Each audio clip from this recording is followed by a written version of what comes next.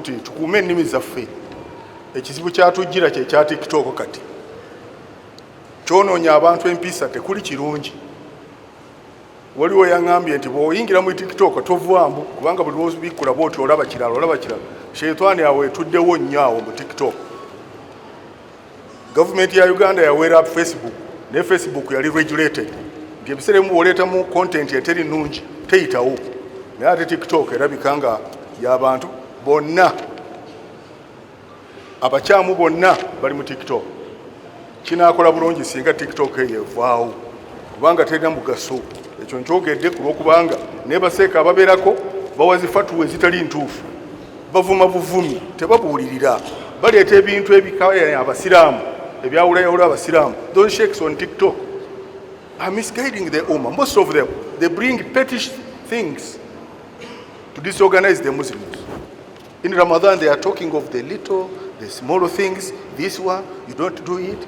In Salah, this, which are not the basics of our religion, Islam. But they are using it to disorganize and disunite the Muslim Ummah. Saba tusigalenga tuli bumu, tusaba tuferenga fena tukolera wamu, tuli bagonva eri eggwanga lyaffe, ate tusabire ne bannaffe abali mu bizibu, bannaffe bali eyo mu Bawarabu ne mu mawanga amalala babonaabona.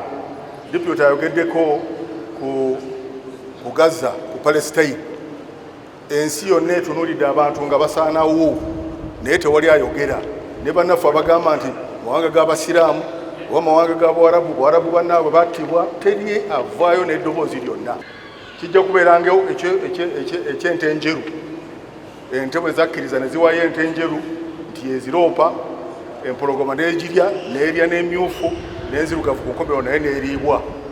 Oli n'atuuka okugamba ente enzirugavu n'egamba nti naliibwa olunaku lwe nawaayo ente enjeru ne bagirya, nange lwe naliibwa, naye saategeera. N'olwekyo tuweeyo bannaffe nga tumanyi nti naffe ekiseera kijja kutuuka, ate abawaayo bannaabwe bajja kubajjira. N'olwekyo bwe tuba tusobola tuyimirire n'eddoboozi limu tulwanyise embeera.